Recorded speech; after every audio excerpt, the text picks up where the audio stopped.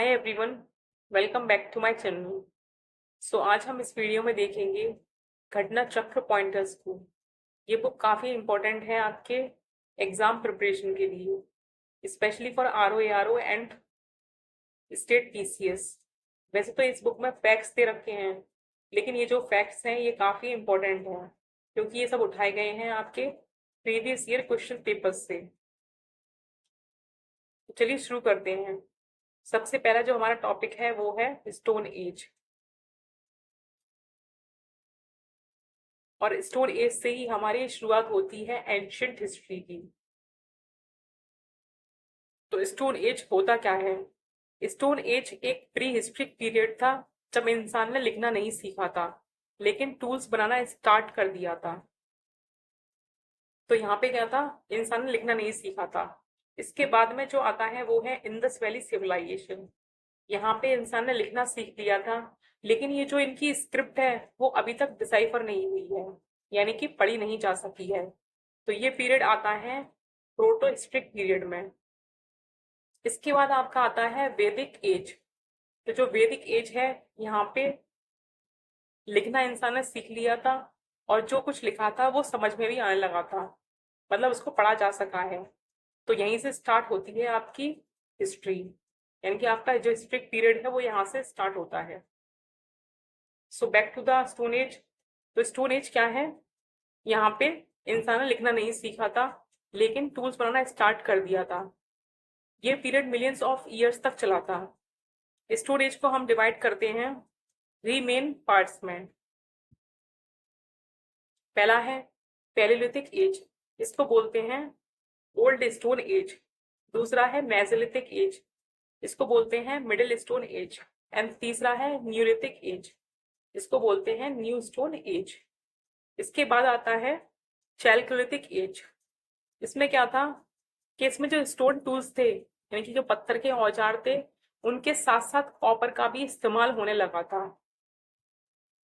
तो चैल्कोलिथिक का मतलब क्या होता है? देखिए, लिथिक का मतलब होता है आपका स्टोन,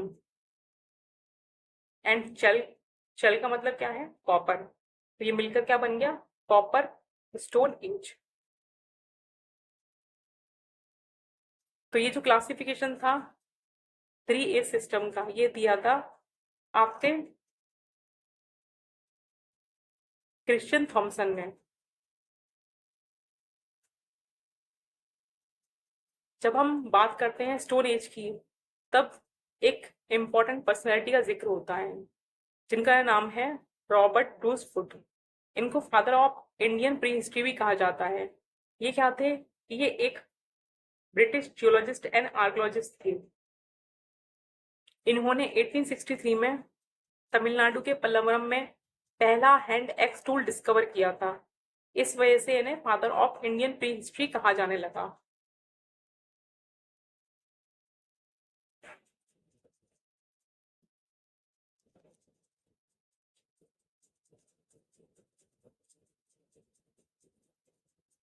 तो अभी जो हमने देखा पैलेलिथिक एज, इसके बाद में आती है मेसोलिथिक एज, एंड देन आती है न्यूलिथिक एज।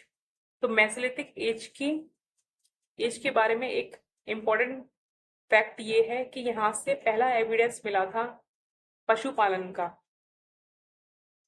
और ये जो एविडेंस मिले थे वो दो जगह से मिले थे।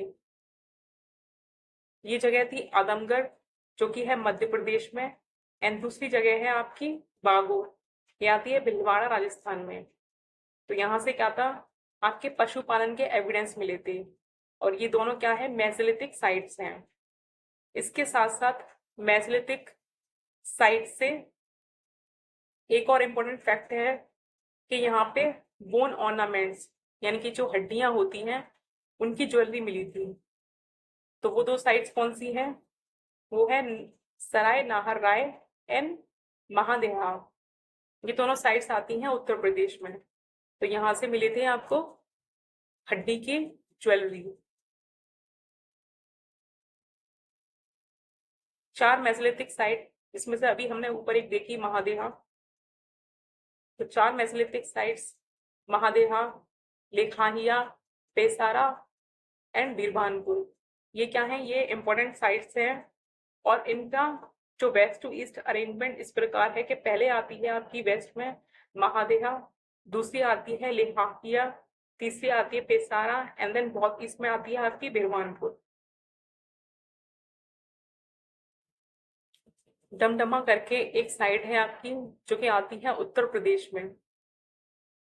तो ये साइट इंपॉर्टेंट क्यों है? क्योंकि यहाँ से मिले हैं आपके 3 नरकंकाल एक सिंगल कब्र में।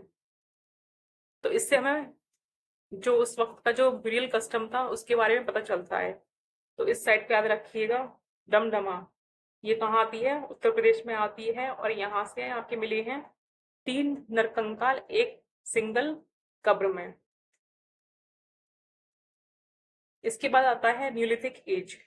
ठीक है, न्यूलिथिक एज यानी कि न्यू स्टोन एज। तो यहाँ से एक महत्वपूर्ण फैक्ट ये है कि यहाँ पे सबसे पहले जो अनाज का उगाना था वो यहीं से शुरू हुआ था। तो सबसे पहला अनाज कौन सा उगाया था इंसान ने? जौ। इसको हम इंग्लिश में बोलते हैं बार्ली। सबसे प्राचीन यानी कि जो अर्लीस्ट एविडेंस है एग्रीकल्चर का इंडियन सब कॉन्टिनेंट में वो मिलता है लाहौर देवा से। तो अभी हमने ऊपर देखा था कि चैल्कोलिथिक एज को कॉपर एज ही बोलते हैं, क्योंकि चैल माने होता है आपका कॉपर एंड लिथिक माने होता है स्टोन। चैल्कोलिथिक एज मतलब कॉपर एज। इसके बाद में एक इम्पोर्टेंट साइट है मेहरगढ़। ये साइट क्यों इम्पोर्टेंट है? क्योंकि यहाँ पे स्टोन एज से लेकर हड़प्पन सिविलाइजेशन तक कई कल्चरल रिमेन्स देखने को मिले हैं। और ये जो साइट थी मेहरगढ़ ये कहाँ पे आती है? ये आती है आपकी बलूचिस्तान पाकिस्तान में।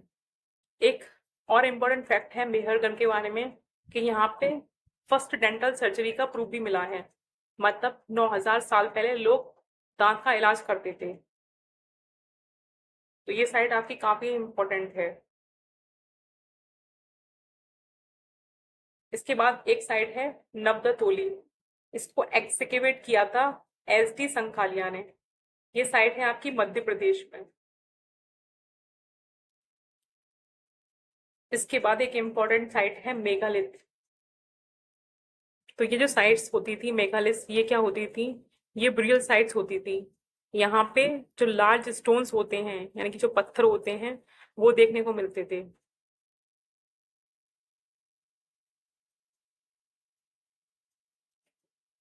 इसके बाद एक और आपकी इम्पोर्टेंट साइट है संगनाकल्लू।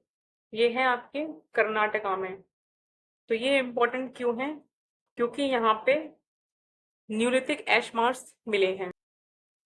आसान भाषा में समझें तो जो होता है राख के टीले, जो बड़े बड़े राख के टीले होते थे तो वो यहाँ पे देखने को मिले हैं संगन कल्लू में, जो कि है बिलारी कर्नाटका में।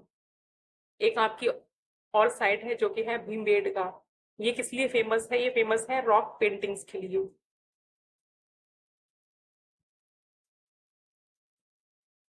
और ये सिचुएटेड है अब्दुल्लागंज रायसेन जो कि आता है मध्य प्रदेश में। इसको डिस्कवर किया था वीएस वक्कनकर ने। इसके बाद में है ओकर कलर पोट्री। तो ओकर कलर पोट्री का नाम कहाँ पे रखा गया था? हस्तिनापुर में रखा गया था। ओकर कलर पोट्री क्या होती है?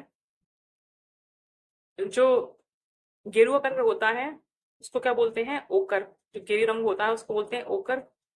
तो जब लोग बर्तनों को रंगना और सजाना सीख रहे थे उसको बोलते हैं ओकर कलर्ड पोट्री। इसका नाम रखा गया था हस्तिनापुर में।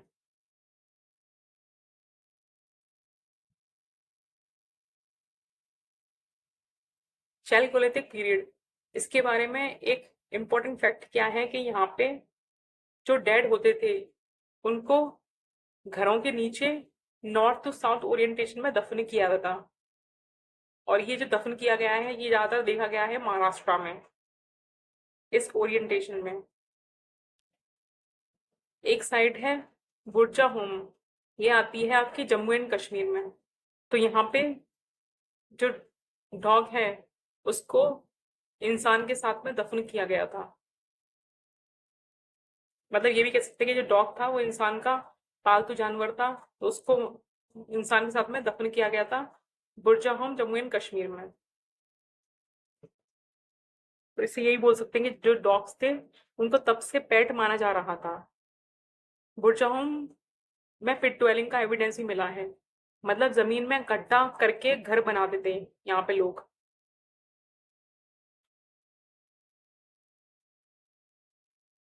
लिखात जिसको हमने अभी देखा, जो कि एक मेसोलिथिक साइट थी, जहाँ पे maximum number of human skeleton मिला है, यानी कि यहाँ पे सबसे ज्यादा नर कंकाल मिले हैं।